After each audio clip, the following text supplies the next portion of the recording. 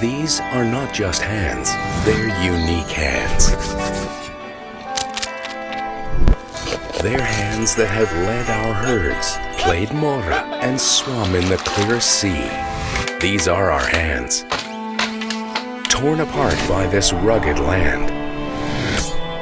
These are not just feet. They're feet that have crossed over untouched lands, that have suffered from pain and found relief, that have wandered, walked, and run. These are not just eyes, because they have admired breathtaking views. They have lost themselves in our wild lands and rediscovered their spark in our stars. This is not just a mouth. It's the mouth that has tasted our intense flavors, that created our language and tuned our dialects.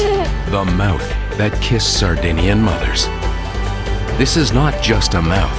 It's the first one to taste our wine. And by the way, this is not just a wine. This is our wine.